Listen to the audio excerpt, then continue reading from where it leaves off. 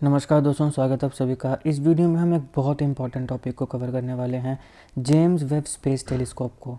ये आपके एग्जामिनेशन के लिए बहुत इंपॉर्टेंट है। काफ़ी एग्जामिनेशन में इससे रिलेटेड सवाल आता ही आता है। तो इस वीडियो में हम इससे रिलेटेड सारे इंपॉर्टेंट फैक्ट्स को देखेंगे और फिर एंड में हम इससे रिलेटेड सारे इंपॉर्टेंट जीके क्वेश्चंस को कवर करेंगे। काफ़ी नॉलेज पैक वीडियो आपके लिए होने वाली है, तो आप इस वीडियो को अंत तक देखेगा। चैनल पर नहीं हो तो सब्सक्राइब अवश्य करिएगा। Politics, economy, GK, geography, science, environment, ecology की तमाम वीडियोस को देखने के लिए एक बार हमारी प्लेलिस्ट को जरूर चेक करिएगा। आप किसी भी एग्जाम की तैयारी कर रहे हों, हमारी प्लेलिस्ट और करंट अफेयर की बाकी वीडियोस को देख के आपको काफ़ी हेल्प मिलने वाली है। इसे समय निकाल के हमारे चैनल को जरूर चेक करिएगा। चलिए शुरुआत करते हैं। देखिए, जेम्स वेब स्पेस टेलीस्कोप, इसकी शॉर्ट फॉर्म है JWST। कुछ एग्जामिनेशन में मैंने ये भी देखा है कि JWST इससे रिलेटेड सीधा सवाल पूछा गया है कि इसकी फुल फॉर्म बताइए, तो आपने ध्यान में रखना है जेम्स वेब स्पेस टेलीस्कोप। अब देखिए, स्पेस एक्सप्लोरेशन और एस्ट्रोफिजिक्स की अगर हम बात करें तो बहुत ही बड़ा मोनूमेंटल लीप है JWST, that is James Webb space telescope. इसको 25 दिसंबर 2021 को लॉन्च किया गया था। सीधा सवाल कई एग्जामिनेशन में पूछा गया है कि जेम्स वेब स्पेस टेलीस्कोप को कौन से ईयर में, कौन सी डेट में लॉन्च किया गया था, तो 25 दिसंबर 2021 को इसे लॉन्च किया गया था। अभी तक का ये सबसे लार्जेस्ट, सबसे बड़ा और सबसे पावरफुल स्पेस टेलीस्कोप है। ये प्रीमियर स्पेस बेस्ड ऑब्जर्वेटरी है अगले दशक के लिए, यानी अगले डिकेड के लिए। डिकेड का मतलब होता है 10 साल, तो अगले दशक तक माने 10 साल तक के लिए ये एक बहुत ही प्रीमियर स्पेस बेस्ड ऑब्जर्वेटरी है। इसको नासा ने डेवलप किया है, 1996 में इसको डेवलप किया गया था और नासा ने इसको यूरोपियन और कैनेडियन स्पेस एजेंसीज के साथ डेवलप किया है। ये भी सवाल पूछा गया है कि जो जेम्स वेब स्पेस टेलीस्कोप है, इसको नासा ने कौन कौन सी स्पेस एजेंसीज के साथ मिलकर बनाया है, तो यूरोपियन और कैनेडियन स्पेस एजेंसीज के साथ मिलकर बनाया है। ये आपने ध्यान में रखना है। इसको इस प्रकार से डिज़ाइन किया गया है कि ये यूनिवर्स को ऑब्जर्व करेगा। सबसे इम्पॉर्टेंट चीज़ है किस स्पेक्ट्रम में, तो ये इंफ्रारेड स्पेक्ट्रम में, प्राइमरीली इंफ्रारेड स्पेक्ट्रम में ये यूनिवर्स को ऑब्जर्व करेगा। सवाल पहले भी पूछा गया है, ध्यान रखिएगा। जेम्स वेब स्पेस टेलीस्कोप जो है, ये बेसिकली स्पेस में एक टाइम मशीन की तरह काम करेगा। इसका एम है कि यूनिवर्स के जो अर्लीस्ट फेजेस हैं, जो पहले फेज़ हो चुके हैं, उनको प्रोब करना, उनके बारे में जानकारी लेना। इसलिए ऐसा भी कहा जा सकता है कि कोस्मोस की जो अंडरस्टैंडिंग है, उनके लिए एक ये नया दौर, नया ईरा है जेम्स वेब स्पेस टेलीस्कोप। इस टेलीस्कोप को जनरल पर्पस ऑब्जर्वेटरी की तरह देखा जाता है। यहाँ पे आपको लार्ज अपर्चर टेलीस्कोप देखने को मिलेगा, जो इस प्रकार से ऑप्टिमाइज़ किया गया है कि ये इंफ्रारेड ऑब्जर्वेशंस को कर सके। इसके साथ साथ यहाँ पे आपको state of the art astronomical instruments देखने को मिलेंगे, जिनके पास इतनी कैपेबिलिटी है कि एस्ट्रोनॉमी के जितने भी आउटस्टैंडिंग इश्यूज़ हैं वो उनको अच्छे से एड्रेस कर सकता है। अब सबसे इम्पॉर्टेंट चीज़ है कि जो जेम्स वेब स्पेस टेलीस्कोप है, इसको हबल टेलीस्कोप का सक्सेसर माना जाता है।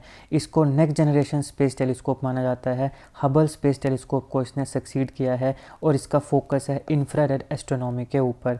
इंफ्रारेड ऑप्टिमाइजेशन, इसको इस प्रकार से डिज़ाइन किया गया है कि ये इंफ्रारेड एस्ट्रोनॉमी और इंफ्रारेड जो ऑप्टिमाइजेशन है उसको भी ऑब्जर्व कर सके। ये ऐसे ऑब्जेक्ट्स को भी ऑब्जर्व कर सकता है इंफ्रारेड स्पेक्ट्रम के माध्यम से, जो बहुत ज़्यादा ओल्ड हैं, बहुत पुराने हैं, बड़े डिस्टेंट पे हैं, काफ़ी दूरी पर हैं, या फिर जो विजिबल लाइट डिटेक्शन के सामने फेंट हो चुके हैं, मतलब विजिबली हम उनको नहीं देख सकते हैं, लेकिन ये उनको भी डिटेक्ट कर सकता है, ऑब्जर्व कर सकता है इंफ्रारेड स्पेक्ट्रम के माध्यम से। तो चाहे कोई बहुत ज़्यादा पुराना ऑब्जेक्ट हो, काफ़ी डिस्टेंट, बहुत दूरी पे हो, या फिर ऐसा ऑब्जेक्ट हो जो दिखे ही ना, विजिबल लाइट डिटेक्शन में वो फेंट हो चुका है, उसको भी ये ऑब्जर्व कर सकता है। इसलिए ये काफ़ी पावरफुल है। यहाँ पे आपको काफ़ी लार्ज प्राइमरी मिरर देखने को मिलेगा। ये जो जेम्स वेब स्पेस टेलीस्कोप है, ये 6.5 मीटर डायमीटर के प्राइमरी मिरर के साथ इक्विप किया गया है और ये ज़्यादा से ज़्यादा लाइट को कैप्चर कर सकता है। हाई रिजोल्यूशन इमेजेस को भी ये प्रोवाइड कर सकता है। आगे हम देखेंगे कि इसने अभी तक क्या क्या जो स्टडीज़ हैं वो करी हैं, जिनके बारे में अभी तक हमें पता चला है। तो वो हाई रिजोल्यूशन इमेजेस प्रोवाइड करने में भी ये सक्षम है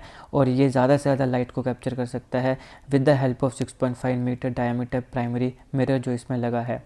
अब यहाँ पे जो मिरर डिज़ाइन है वो सेगमेंटेड है। प्राइमरी मिरर जो है वहाँ पे 18 hexagonal gold coated beryllium segments हैं। अब ये सवाल पूछा गया है, जब हम आगे जी के क्वेश्चंस को कवर करेंगे तब भी उसमें यह आएगा, ध्यान रखिएगा। 18 हेक्सागोनल और गोल्ड कोटेड बेरिलियम सेगमेंट्स हैं यहाँ पे जो प्राइमरी मिरर है, और ये इनेबल करता है कि स्पेस में किस प्रकार से इसको जो लॉन्च किया जाए या फिर अनफोल्ड किया जाए, फोल्ड अनफोल्ड, ये सारी चीज़ें कर सकता है with the help of 18 hexagonal gold coated beryllium segments. Sunshield protection आपको यहाँ पे देखने को मिलेगी। एक 5 लेयर की सनशील्ड यहाँ पे है जो कि सोलर लाइट को ब्लॉक करती है, हीट को ब्लॉक करती है। इसकी वजह से क्या होता है कि जो इंस्ट्रूमेंट है वो एक्सट्रीमली लो टेम्परेचर में मेंटेन रहता है और जो इंफ्रारेड ऑब्जर्वेशन है वो भी करता रहता है। अब यहाँ पे देखिए, ये इंस्ट्रूमेंट लो टेम्परेचर में रहे, ये काफ़ी इंपॉर्टेंट है इंफ्रारेड ऑब्जर्वेशंस के लिए, ये काफ़ी नेसेसरी है। तो ये करने का काम यहाँ पे जो सनशील्ड प्रोटेक्शन है, जो 5 लेयर की सनशील्ड है, वो करती है सोलर लाइट और हीट को ब्लॉक करके। अब इसकी लोकेशन क्या है, L2 लैग्रांज पॉइंट 2। ये लैग्रांज पॉइंट 2 यहाँ पे इसको लोकेट किया गया है। ये सन अर्थ का जो L2 पॉइंट है, लैग्रांज पॉइंट 2, वहाँ पे ये स्टेबल ऑर्बिट में ऑपरेट करता है, जिससे जो लाइट इंटरफेरेंस है वो भी काफ़ी मिनिमाइज होती है और जो फ्यूल कंजप्शन है वो भी रिड्यूस हो जाती है ऑर्बिटल करेक्शन की अगर हम बात करें तो। यहाँ पे ये L2 लैग्रांज पॉइंट 2 जो है वहाँ पे लोकेट है, ये आपने ध्यान में रखना है। काफ़ी हाई सेंसिटिविटी है इसमें इंफ्रारेड लाइट के लिए, यही कारण है कि ये जो अर्लीस्ट स्टार्स हैं उनको भी स्टडी कर सकता है और जो बिग बैंग के बाद जितनी भी गैलेक्सीज फॉर्म हुई है उन सबको स्टडी कर सकता है, क्योंकि ये काफ़ी सेंसिटिव है किस चीज़ के लिए, इंफ्रारेड लाइट के लिए। यहाँ पे क्रायोजेनिक कूलिंग सिस्टम देखने को मिलेगा। यहाँ पे जो पैसिव कूलिंग सिस्टम है उसका टेम्परेचर 40 केल्विन माने -233 डिग्री सेल्सियस तक जा सकता है, जो कि काफ़ी एसेंशियल है इंफ्रारेड ऑब्जर्वेशंस के लिए। प्रिसीजन गाइडेंस सेंसर्स हमें यहाँ पे देखने को मिलेंगे। काफ़ी सोफिस्टिकेटेड गाइडेंस सेंसर यहाँ पे हैं ताकि जो पॉइंटिंग और स्टेबिलिटी है वो एक्यूरेट हो सके। अब देखिए, ये क्रूशियल है लॉन्ग ड्यूरेशन ऑब्जर्वेशंस के लिए, खासकर उन सेलेस्टियल ऑब्जेक्ट्स के लिए जो फेंट हो चुके हैं, जो काफ़ी दूर हैं या बहुत ही इतने दूर हैं कि वो नज़र ही नहीं आते हैं, तो उनके ऑब्जर्वेशन भी ये कर सकता है क्योंकि इसके पास प्रिसीजन गाइडेंस सेंसर्स हैं। एक्सटेंडेड वेवलेंथ कवरेज की अगर हम बात करें तो वाइड रेंज ऑफ वेवलेंथ 0.6 से लेकर तो 28 माइक्रोमीटर्स तक की जो वेवलेंथ है उसे ये ऑब्जर्व कर सकता है। अब अगर हम जेम्स वेब स्पेस टेलीस्कोप के ऑब्जेक्टिव्स की बात करें तो पहला तो है कि जो गैलेक्सीज जो कि बिग बैंग के बाद बनी थी उनको देखना, उनको ऑब्जर्व करना। फिर आता है कि क्रिएशन से लेके अभी तक जो गैलेक्सीज़ का इवोल्यूशन हुआ है, जब वो गैलेक्सीज़ बनी तब से लेके अभी तक जो उन गैलेक्सीज़ का इवोल्यूशन हुआ है, क्या क्या चेंजेस आए, क्या क्या बदलाव आए, उन सारों को ऑब्जर्व करना, डिटरमाइन करना।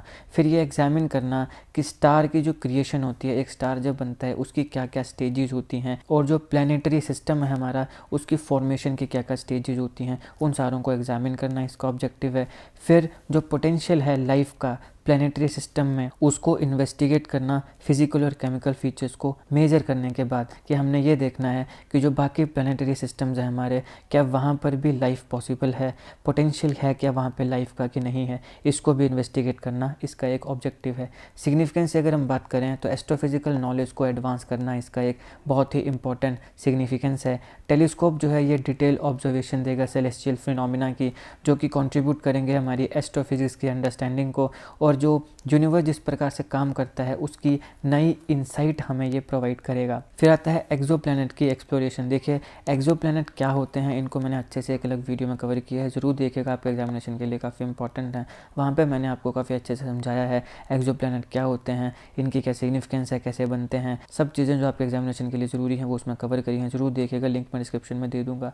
अब ये जो टेलीस्कोप है ये एक्सोप्लैनेट्स की स्टडी भी करेगा, उनके एटमॉस्फेयर को स्टडी करेगा और उनके पास कितना पोटेंशियल है, हैबिटेबिलिटी यानी वहाँ पे लाइफ पॉसिबल है कि नहीं है, उस प्रकार की चीज़ों को भी स्टडी करेगा। और एक जो सवाल बना रहता है कि क्या अर्थ के बियॉन्ड, अर्थ के अलावा भी क्या कहीं पे ज़िंदगी, लाइफ पॉसिबल है, इस क्वेश्चन का भी पोटेंशियल आंसर ये देने का काम करेगा। पॉसिबिलिटी को देखेगा कि हाँ, क्या अर्थ के बियॉन्ड भी लाइफ पॉसिबल है कि नहीं है। तो ये जो एक्सोप्लैनेट की एक्सप्लोरेशन है ये करके जेम्स वेब स्पेस टेलीस्कोप हमें इन सवालों का जवाब देगा।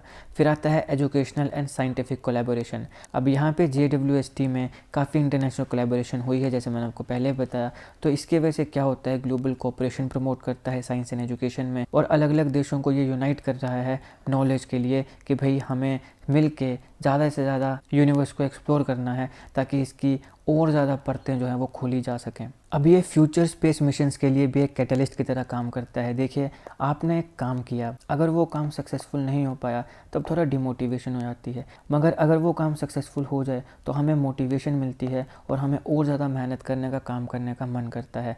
तो यहाँ पे उसी प्रकार से ये जो जेम्स वेब स्पेस टेलीस्कोप है ये काफ़ी सक्सेसफुल रहा है, इसलिए ये एक कैटलिस्ट की तरह काम करेगा कि हमारे जो दुनिया के साइंटिस्ट हैं, चाहे भारत के हों, बाकी देशों के हों, वो और ज़्यादा मेहनत करें, फ्यूचर स्पेस मिशन और टेलीस्कोप्स के ऊपर काम करें, जिसकी वजह से जो यूनिवर्स है उसको हम इन डेप्थ अच्छे से डिटेल के साथ और ज़्यादा अच्छे से एक्सप्लोर कर सकें। तो ये एक कैटलिस्ट की तरह भी काम करेगा फ्यूचर स्पेस मिशंस के लिए।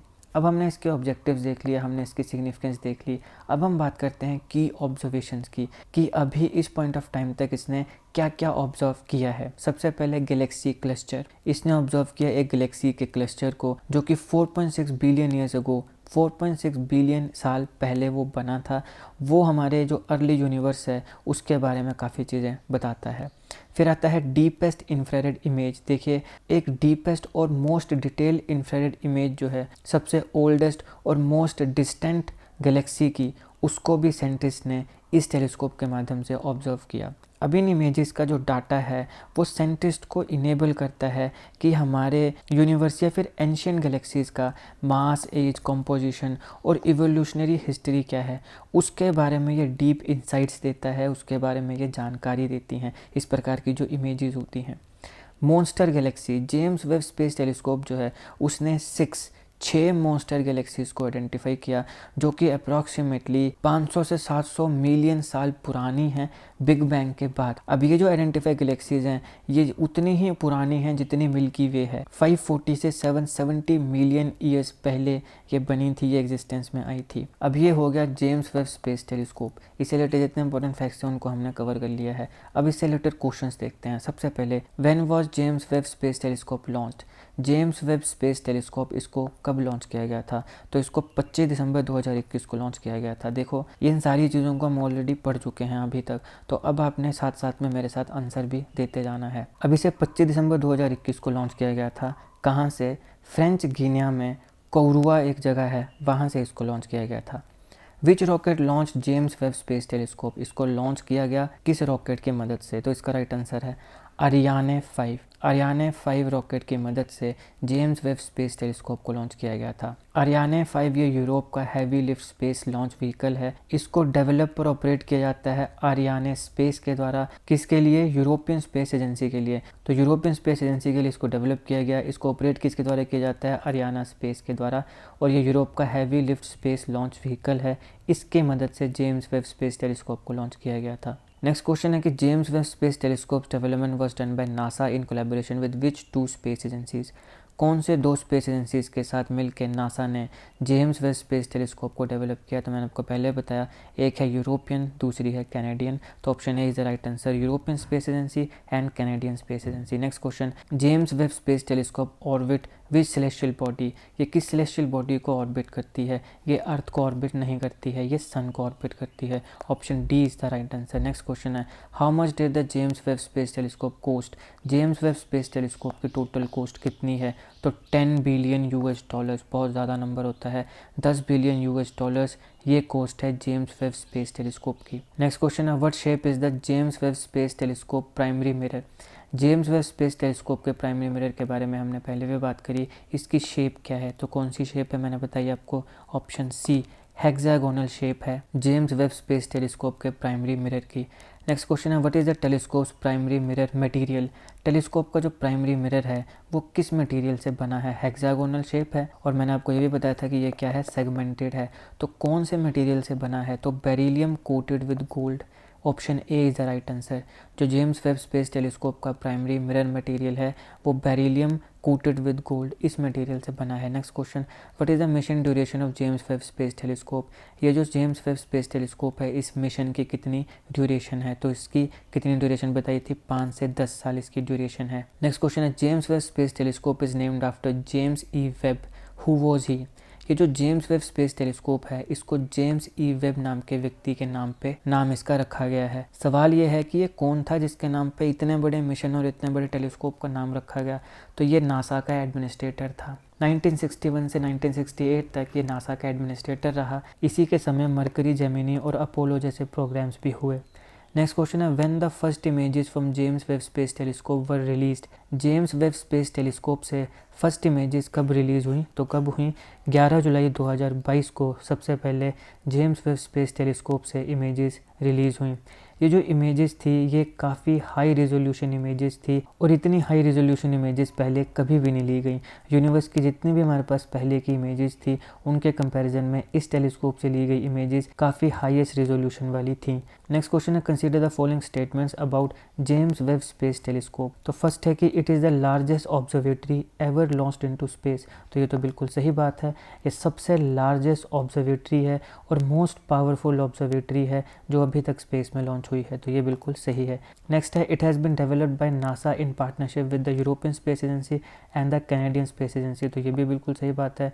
ये जो जेम्स वेब स्पेस टेलीस्कोप है इसको नासा ने बनाया है और नासा के साथ साथ यहाँ पे यूरोपियन स्पेस एजेंसी और कैनेडियन स्पेस एजेंसी इन दोनों ने कोलैबोरेट किया। तो इसका राइट आंसर ऑप्शन सी है, both 1 and 2। Next question, James Webb space telescope जो है इसको कहाँ से लॉन्च किया गया था? तो मैंने आपको बताया कहाँ से लॉन्च किया गया था, ऑप्शन सी फ्रेंच गिनी से लॉन्च किया गया था। नेक्स्ट क्वेश्चन है, where JWST is placed in space. Space में जो जेम्स वेब स्पेस टेलीस्कोप है ये कहाँ प्लेस किया गया है? तो ये Lagrange 2, option B is the right answer. Lagrange 2 में इसको प्लेस किया गया है। नेक्स्ट क्वेश्चन है, how many mirrors are used in James Webb space telescope. इस टेलीस्कोप में कितने मिरर्स का यूज़ किया गया है? तो option A is the right answer. इसमें 18 मिरर्स का यूज़ किया गया है। वो मिरर्स हेक्सागोनल है और बेरिलियम कोटेड विद गोल्ड इस मटेरियल से बने हैं। Next question, what is the shape of mirrors. Mirrors की क्या शेप है? तो option D is the right answer, hexagonal shape है। Time period of mission, time period कितना है? 5 से 10 साल इसका टाइम पीरियड है। इनिशियली इसका टाइम पीरियड 5.5 साल था, लेकिन क्योंकि ये जो मिशन था ये सक्सेसफुल हुआ तो नासा ने बताया कि इसमें इतना फ्यूल है कि ये अगले 10 साल तक आराम से काम कर सकता है, 1 दशक तक काम कर सकता है। तो 5 से 10 साल इसका टाइम पीरियड है। नेक्स्ट क्वेश्चन है, which sensor are used in capturing images. Images को कैप्चर करने के लिए जेम्स वेब स्पेस टेलीस्कोप में कौन से सेंसर्स का यूज़ किया गया है? तो near infrared imager and slitless spectrograph, ये आपने ध्यान में रखना है। ऑप्शन बी, इंफ्रारेड स्पेक्ट्रम में ये काम करता है, इससे आपने इसका आंसर ध्यान रखना है। नेक्स्ट क्वेश्चन है, what is the range of James Webb space telescope. JWST की रेंज कितनी है? तो कितनी है? 13 बिलियन लाइट ईयर्स इसकी रेंज है। अब ध्यान देखिए यहाँ पे लाइट ईयर्स, कई बार सवाल पूछा जाता है सीधा कि लाइट ईयर किस चीज़ की यूनिट है, तो ध्यान रखना आपने कि ये डिस्टेंस की यूनिट है। नेक्स्ट क्वेश्चन है, what type of light spectrum JWST can detect. JWST James Webb space telescope ये किस प्रकार के लाइट स्पेक्ट्रम को डिटेक्ट कर सकता है? तो इंफ्रारेड रेस का जो स्पेक्ट्रम है उसको ये डिटेक्ट कर सकता है। तो ये थे जेम्स वेब स्पेस टेलीस्कोप से रिलेटेड सारे इंपॉर्टेंट जीके क्वेश्चंस और उससे पहले हमने सारे इंपॉर्टेंट फैक्ट्स देखे हैं। अगर आपको ये वीडियो अच्छी लगी हो तो लाइक करिएगा, शेयर करिएगा। Politics, economy, GK, geography, science, environment, ecology की तमाम वीडियोस को देखने के लिए हमारी प्लेलिस्ट को जरूर चेक करिएगा। आप किसी भी एग्जाम की तैयारी कर रहे हो, हमारी प्लेलिस्ट और करंट अफेयर की बाकी वीडियोस को देख के आपको काफ़ी हेल्प मिलने वाली है, इसलिए समय निकाल के हमारे चैनल को जरूर चेक करिएगा। जीके करंट अफेयर और जीके टिक्स की ऐसी वीडियोस के लिए हमारे चैनल को सब्सक्राइब करिएगा, बेल आइकन को जरूर दबा दीजिएगा ताकि किसी भी वीडियो की नोटिफिकेशन आपसे मिस ना हो। आपका बहुत बहुत धन्यवाद।